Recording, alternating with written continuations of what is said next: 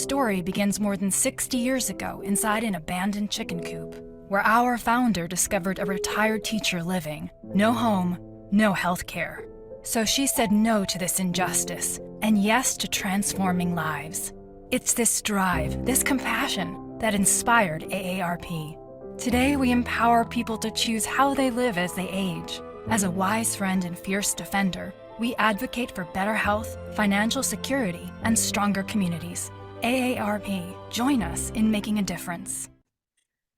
Welcome to episode 4 of Stay Strong, Stay Sharp, Functional Strategies for Thriving in Midlife and Beyond. I'm Rosemary Achola, a nurse practitioner, functional medicine provider, and founder of Integrative Wellness, where we help people who are tired of being told everything looks fine when they still are feeling far from their best. In today's session, we are talking about blood sugar and hormones and metabolism, 3 things that are tightly connected and often misunderstood. If you've noticed belly weight, cravings, mood swings, or fatigue, I want you to know 2 things. Number 1, you're not alone. And number 2, you are not broken. Over the past few weeks, we have covered incredible ground with the topics that we've discussed. We started with foundations of functional health. Then we talked about inflammation and aging. And earlier this week, we explored gut health and simple strategies to support resilience. Each of these topics build the groundwork for today's session because our blood sugar, our hormones, and metabolism are all connected. When one of them shifts, the others feel it. Now, by the end of today's session, you'll walk away with a better understanding of how your blood sugar up and downs affect your energy, your mood, and your cravings, the role your hormones play in metabolism and motivation, and what small practical steps you can start using right away to bring your body back into balance. I also have a special gift for you as part of this series, just a little something to help put today's topic in action. Thank you so much for being here, for showing up, staying curious, and investing in your health. A quick note before we begin today's exciting topic. Everything shared here is for educational purposes. It's not a substitute for personal medical advice. I'm not diagnosing or treating any specific medical conditions, and I always recommend talking to your healthcare provider before making changes in your health routine. My hope is that you leave these sessions feeling more informed and confident and ready to take action in your health journey. We will wrap up today with a live Q&A, so be sure to drop your questions and comments in the chat. And if we don't get to them all, I'll share how we can keep this conversation going after the session. Now that we got that out of the way, let's get started with the basics. Hormones are chemical messengers. They travel through your bloodstream to tell your body what to do, when to do it. It's like a traffic light system, keeping things in order. After 50, signals can start to change. Estrogen, progesterone, testosterone naturally decline. Thyroid and insulin may become less sufficient, and stress hormones like cortisol can often take the lead. Men and women have all the same hormones, just in different amounts. What changes with age is how much we make, how well our bodies respond, and how well we clear out the old hormones once they've done their job. When estrogen drops, we lose some of its protective benefits. It helps keep our bones strong, our heart healthy, and our brain sharp.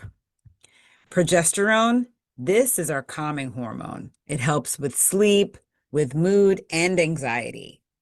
And testosterone gives both men and women motivation, drive, and muscle support.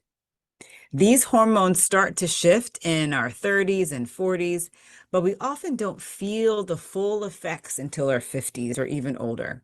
So here's a question for you. When did you first notice changes in your energy, your sleep, or your weight? Our hormones naturally shift as we age, and our bodies are doing their best to adapt. But when blood sugar goes up and down like a roller coaster, it can throw your entire hormonal rhythm off balance. I would love to talk about insulin. It's one of the most powerful yet overlooked hormones in our body. Insulin's job is simple. It takes sugar or glucose and moves it from your bloodstream and delivers it to your cells for energy. When your blood sugar is balanced, insulin does its job quietly and in the background. When you skip meals or eat unbalanced snacks or live in a constant state of stress, your insulin gets overworked. Your blood sugar spikes and then crashes, and your body starts craving quick fixes, usually sugar, caffeine, or salt. Over time, these swings can make insulin less effective, meaning your body has to release more just to get the same effect. That's what we call insulin resistance, and it's one of the earliest warning signs that your metabolism is slowing down. Now, here's the kicker. Insulin doesn't just affect blood sugar. It also talks to estrogen and progesterone, your thyroid, and cortisol. When insulin is high for too long, it can throw all those other hormones out of balance. What other power hormones do we have? Let's talk about two other important hormones, cortisol and melatonin. Cortisol is your daytime hormone. It wakes you up, it gives you energy, and it helps you handle stress. Melatonin is your nighttime hormone. It helps you relax and fall asleep. Now, here's the thing. These two work like a seesaw. When cortisol goes up, melatonin goes down. When melatonin rises, cortisol falls. That's how your body keeps your circadian rhythm or your internal clock in sync. But if you're under chronic stress or skipping meals, even drinking coffee late in the day, your cortisol can stay high. That means your melatonin doesn't get to turn on. So you might feel tired but wired at night, then wake up at 3 a.m. or feel groggy in the morning. Chronic stress and poor sleep can also raise your blood sugar, which keeps insulin working overtime. Do you see the loop? Blood sugar, stress, sleep, they're all talking to each other. Now, have you ever had a night where your body feels exhausted, but your mind just won't turn off? Give me a thumbs up or a yes in the chat. So I want you to think of your body as a factory assembly line. Each station produces a different hormone, and every part depends on the next. If blood sugar is unstable, it's like sending mixed signals down the line. Cortisol jumps in to the rescue, thyroid slows down to save energy, and your sex hormones take a back seat. Over time, this leads to symptoms we often call aging, weight around the midsection, afternoon crashes, sugar cravings, irritability or anxiety, and trouble sleeping. But these aren't signs of failure. They're signals that the assembly line needs a tune-up. When we steady our blood sugar, we take the pressure off the cortisol. When we manage our stress, we support melatonin. And when these two are balanced, estrogen, progesterone, and testosterone can get back to doing their jobs. Let me introduce you to David. David is a 56-year-old male who works long hours at a desk and feels run down. He had cravings, belly weight, and woke up every night at 3 a.m. between 2:56 and 3:05. His labs showed borderline blood sugar issues and low testosterone. We didn't start on supplements right away. We started with foundations. Morning sunlight to reset that cortisol rhythm. Protein-rich breakfast to balance out that blood sugar. 10-minute walks after meals to help improve insulin sensitivity. And evening breath work to lower the cortisol before bed.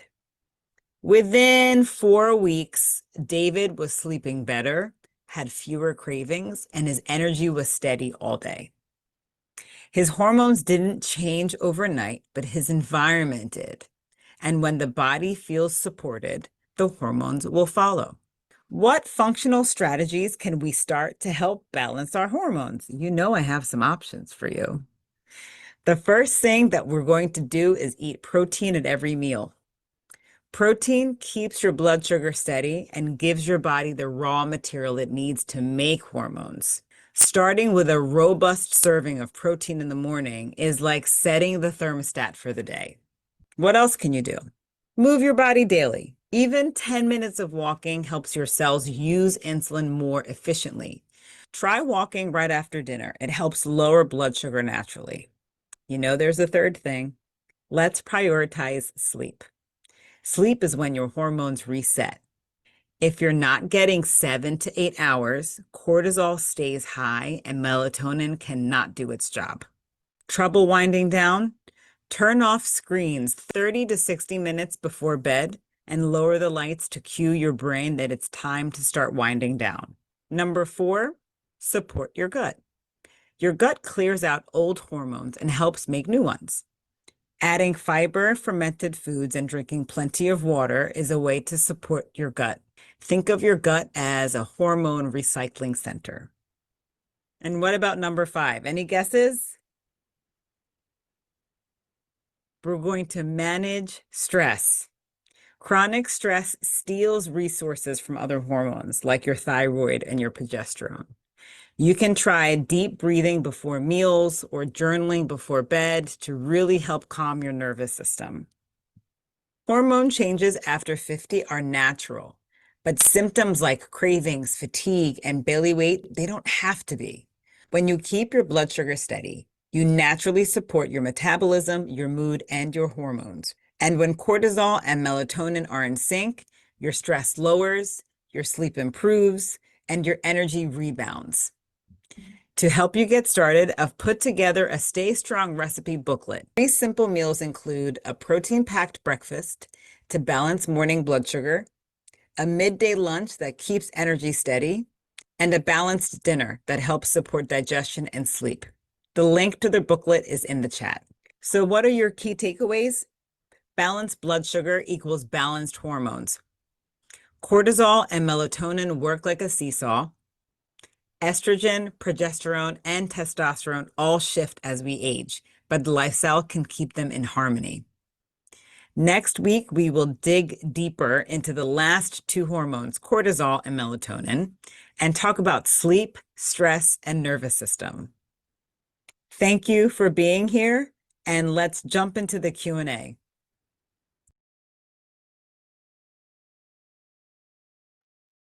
Hello, everybody. Hello. Welcome. I see there are some people that are coming into the session, so welcome in. And I can do a little bit of a recap if you guys missed some of the beginning that we were talking about, because today was about metabolism and hormones. And the hormones that I liked to highlight today have to do with your insulin, your metabolism, cortisol, melatonin, all the good stuff, and also how they affect some of our sex hormones, including progesterone, estrogen, and testosterone. But before I do a little bit of a recap, there was, and then I'll get to the Q&A. I see some people in there. I'll be right in there. But the recipe the recipe booklet that is shared is a great resource, and it's a good rubric or a good outline, if you would. There are about 7 recipes in there. There's, I want to say, 2 breakfast and a snack, and some that can either be used for lunch or for dinner. The idea is to use it as an outline.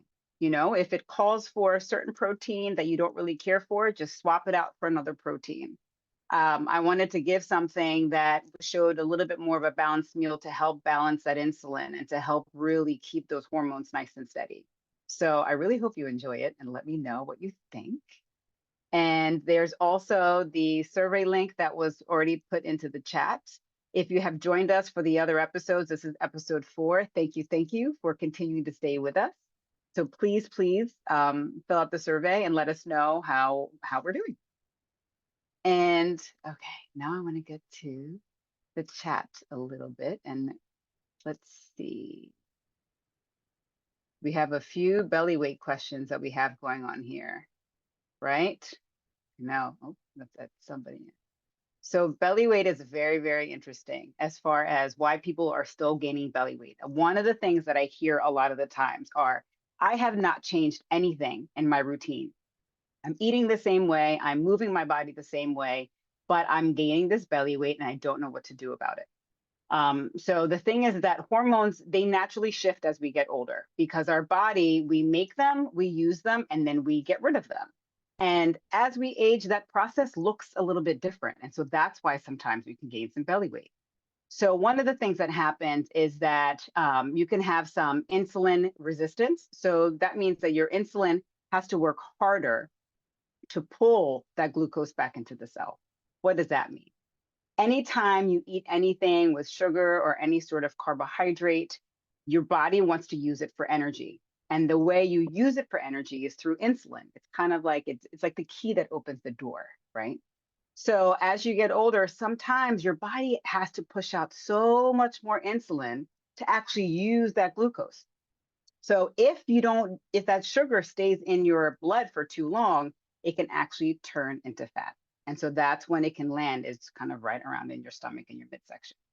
So one of the things that we can do to decrease that is really dialing in that protein, because protein helps utilize that insulin even better. Protein helps build your muscles, which is like the powerhouse for using that glucose. Another thing that you can do is whenever you're eating a carbohydrate, that's a fruit, that's a vegetable, you want to pair it with something. So you want to have a carbohydrate and what? Whether it's a protein, whether it's a fat, that can look like an apple with almond butter, or it would be a bowl of vegetables or some sort of salad with like an olive oil or vinaigrette. You want to pair it with something. Another way that is great to utilize that glucose that we're eating is to walk or have some sort of activity after meals. That's my best time to walk my dog.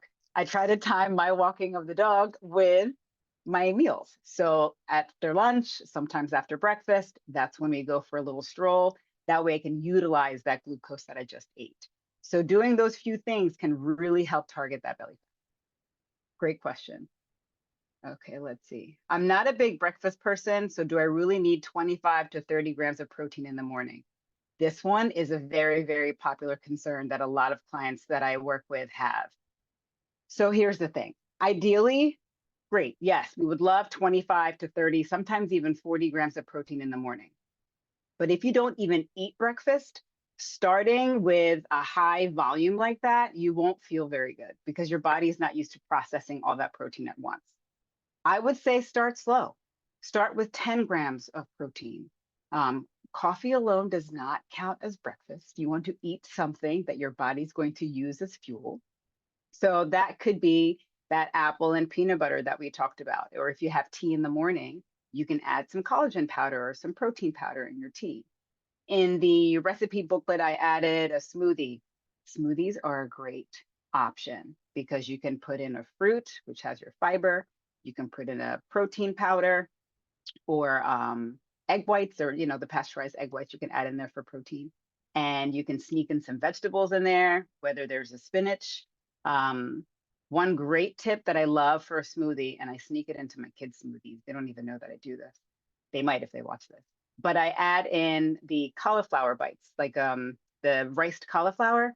You toss that into the smoothie, you can't even taste it. It just adds like a nice little texture to it. So that's a good way to sort of start building your breakfast, building your morning. So the short answer is no, you don't need to start with 25 to 30, especially if you're not used to it. Start slow. 10 milligrams of protein looks like 2 eggs, or it looks like half of a scoop of protein powder, or roughly, or half a scoop of collagen powder. So it doesn't have to be that large volume. Great question. What is the equal balance formula? I think I need a little bit more. Is it I or Kel? I don't think I understand that question. If you want to elaborate a little bit more, I can circle back. Okay. Oh, I'm sorry about the link issue. I don't know what that was, but a couple people had trouble logging in. If that was you and you're here, thank you for trying and still coming in. I appreciate that. And for those of you who weren't able to make it live, Thank you for watching the replay. You will still have availability for the resources with the recipe booklet and with the Facebook link. During this series, I have a special Facebook group that is specific for the Stay Strong, Stay Sharp. And so the links are available so you can join us and we can continue this conversation and even add on to it as well. Okay, what is the simplest exercise plan to help hormones and metabolism? The short answer would be whatever you love to do to move, right? If it's dancing for 15 minutes in the kitchen, great, we love it. But no, but seriously, the best thing that you can do, the biggest bang for your buck, strength training. Strength training is huge, especially for the perimenopausal, menopausal group. Really, really building that muscle. And strength training looks different for everybody. You don't have to join a gym to start strength training. One of my favorite things to do is to have a weighted vest that they have anywhere from, I think, 10 pounds to 20 pounds, if you would. And sometimes I clean with it. That's a form of exercise. So really you have to establish where you are. If you are somebody who doesn't usually exercise or doesn't have an established exercise routine, starting bite-sized. You know, if you have steps that are readily available, you can go up and down the steps a couple times, take a minute or two, rest, and go back up and down the steps. So really getting that movement in anywhere that you can. I'd be lying to you if sometimes if I haven't gotten a workout in, I might do some lunges in my kitchen and my kids might look at me like a little strange. But sometimes you just need a little bit to get the movement in, you know? Yes, Karen, this is recorded. And I'm sorry that you missed the beginning part, but yes, it'll be recorded. It's going to be on JEG's website and YouTube, same thing with AARP. And I will be loading them onto my website and YouTube as well. So they'll be out there. Okay, yes. Okay, let me hop into here, into the chat. Okay, from Merlina. I heard that insulin injections stimulate appetite. How can blood sugar be controlled? Trying to understand the question a little bit. So if the insulin will stimulate your appetite, insulin will pull that glucose into the cell. So sometimes you can have either extra appetite stimulation or maybe some cravings because your blood sugar drops too low. So the whole idea with insulin is that it takes that sugar from your blood cells and it pulls it into your body so your body can use it. If it overshoots, meaning if it pulls too much, that's when your blood sugar drops. And some people, when their blood sugar drops, that's when they get hangry, if you would. They get a little bit irritable. They are looking for anything in the cabinets to jump out so they can eat it because they need to bring that blood sugar up. So I'm not sure if that's what you were talking about, but my personal experience and, working with, patients in different practice that are taking insulin, I haven't heard a direct correlation with hunger, but you can have some hunger cues if you overshoot with too much insulin. Thank you for that question. Okay, let's see. Oh, there's quite a few over here. Okay, we answered that one. Keep the questions coming. And I don't know if anybody who joined in a little bit later, if the link can be dropped again for the recipe booklet, that would be great. Thank you very much. Okay, we have a question here. Is a smoothie with mixed fruit with almond milk good every day before eating breakfast? Before eating breakfast, it would be a breakfast. The only thing that it would be missing would be a protein source. So if you're having the smoothie, and also depends on the fruit. Like I would love to know what kind of fruit you'd want to mix in there. What gets a little bit, I don't know if hairy is the right word, but where the line could be drawn a little bit, some of those smoothie places that you'd go and say, okay, I'm going to get something healthy and just grab a smoothie. A lot of the time they use pineapples, bananas, mango, they add orange juice, maybe some yogurt, right?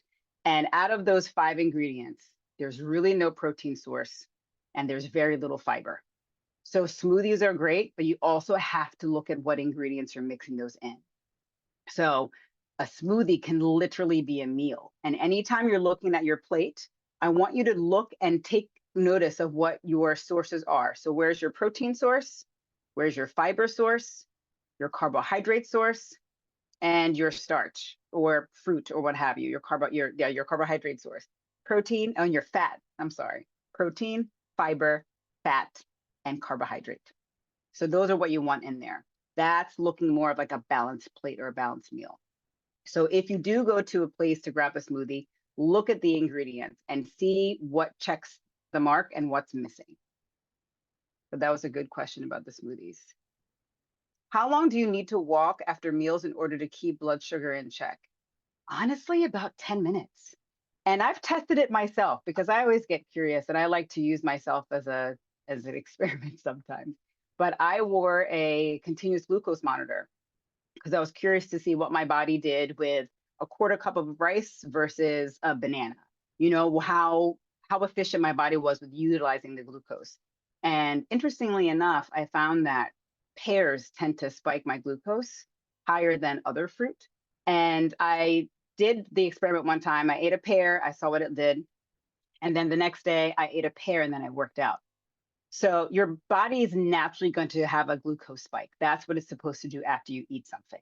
The idea is looking to see, well, how high does it land and how long does it stay elevated? So what I noticed for my personal body is that when I peaked with the pear, when I walked afterwards, it came down beautifully versus staying up for a little bit. So really, it's very individual, but on average, maybe about 10 minutes. That's what you're going to use to utilize that glucose that you just ate. These are all awesome questions. I'm just checking time. Okay, 6:26. I'm going to see how much more I can get through these questions and make sure that it's okay with our production team if we can go maybe 5 minutes over.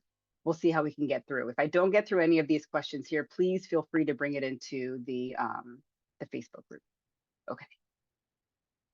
Let's see. From Yvonne. What about GLP-1s? I just got a call about being in a GLP-1 pill study for 28 weeks. I read that mostly people will gain weight after stopping their GLP-1. What do we think about this? Is this always true? If you change your lifestyle, will you be able to keep the weight off? You know, I was kind of hoping somebody was going to ask me a question about GLP-1s. And that's interesting about the oral GLP-1 study. So GLP-1s, they pretty much make your insulin usage more efficient. And there's different ways that you can actually do that naturally. Some of them, we talked about them today, which includes protein and walking, different lifestyle habits that mimic your natural GLP-1. And so as long as you have those lifestyle habits dialed in, that is helpful without the rebound of that extra support. Because with the GLP-1s, if they make your insulin work better, more efficient, when you stop adding that extra GLP-1 in, your body goes back to baseline. So if you don't have those lifestyle habits dialed in, if you don't have that protein dialed in, yes, there is a chance that you can really rebound and regain that weight. I want to say for those who do regain that weight, it's usually within the first 1 to 2 years after stopping a GLP-1. Now, that is very individual to however somebody's response is. But with the GLP-1s, they not only make your body more sensitive to the insulin, but they also slow down your motility. They slow down the food moving through your stomach. So it makes you feel fuller sooner. Now, on Tuesday, we talked about slow motility and how that could also cause certain trouble. So some people with GLP-1s, they have some constipation, they could have some reflux. If they already have slow motility, or slow movement of their digestive tract, adding something that can slow them down even more, they could have more symptoms. So it's, like I said, it's very individual. And I'm wondering with the study, what else they're going to be monitoring and how else they're going to be monitoring. But the gaining of the weight can happen, especially if you're not working on the lifestyle factors beforehand. There are some people who have had some successful weight loss utilizing GLP-1s, but a lot of them have dialed in on the protein and the movement, the sleep, the stress, and have worked with either practitioners of their own or functional medicine practitioners to really have some GLP-1 support for some of the side effects, like some of the GI side effects. But thank you for asking that. That was great. Equal formula, I think was mentioned. I don't remember this equal balance formula. It might have been what I was talking about with the protein, fat, fiber, and carbohydrates. I don't have a specific number as far as you should have, 100 grams of this and 50 grams of that, because for me in my practice in functional medicine, it's very individualized. And the reason why is because I can probably tolerate 40 grams of protein per meal, but you may only be able to tolerate maybe 25 because of whatever digestive issues that you're happening. So I don't like doing hard numbers of nutritional facts, more so food components or what your plate looks like. Because like I said, everybody can handle certain volumes differently. So is protein at each meal going to ignite my metabolism? What other basic information for metabolism? It can, especially if you're not utilizing a lot of protein. One of the things that I like to see, especially with the people that I work with, is an original diet recall. So that looks like what we had talked about on Tuesday, as far as like a baseline daily intake. And a lot of people don't get that protein in each meal. And once you change that and add that protein, you'll be very surprised on how much more energy people have, how much their workouts feel better, or even how much they want to work out, because protein packs so much more than just muscle building. It literally is like the rungs to build your ladder. And so then if you're missing those rungs, it's really, really hard to build that ladder. So I would be, yes, if you add protein to every meal, you should be able to ignite your metabolism. Thank you for that question. Awesome, awesome. Let's see the time. Okay, we have about 2 minutes left. I love the questions and the curiosity. Let's see. Is it safe to take or effective to take Manjaro every 2 weeks instead of one? Grace, I don't think I can answer that question directly, only because it's very individual. So the only time that somebody would take either Manjaro or any other injectable, whether it's every other week or every week, it's very individual. I know some people can't tolerate a certain dose and they either have to change the dosage or change how often they take it. Usually when that happens, they're under the care of their doctor for their specific reasons. So unfortunately, I won't be able to answer that question directly. I would say talk to your PCP or talk to your GP, whoever's prescribing the GLP-1 or the Manjaro, to get a better dosing. Is eating beef bad for you? I like beef. I'm sorry, that made me chuckle. It depends on who you ask. I don't think so. Grass-fed beef is the better beef to choose. So if you are going to eat beef, I would say eat organic. Yvonne's excited. I would say organic grass-fed. Some people can tolerate beef and other people can't. I would say whatever protein source that feels good to you, which your body agrees with, I would say have at it. So if you do like beef, I would go with grass-fed. The leaner cuts would be a little bit better depending on what else is going on. Well, this is great. So then a last reminder before we sign off, don't forget to download the recipe booklet. If you're joining us in the Facebook group and you've tried some of the recipes, please let me know what you enjoyed and what you liked. Don't forget about the survey link that was placed in the chat. So please fill that out. And your feedback truly, truly affects this program and really keeps us here. So I really appreciate that. And there's also links to the YouTubes and the websites where these videos will be replayed. Next week is our last week. Tuesday, we're going to be talking about sleep, stress, and we have a special guest with us who is a sleep expert. So that's going to be awesome. So you don't want to miss that one. And then Thursday, we're going to be pulling it all together and seeing how we can support you moving forward. And as always, I really appreciate your time, your attention, your energy. Thank you for joining us and have a good night.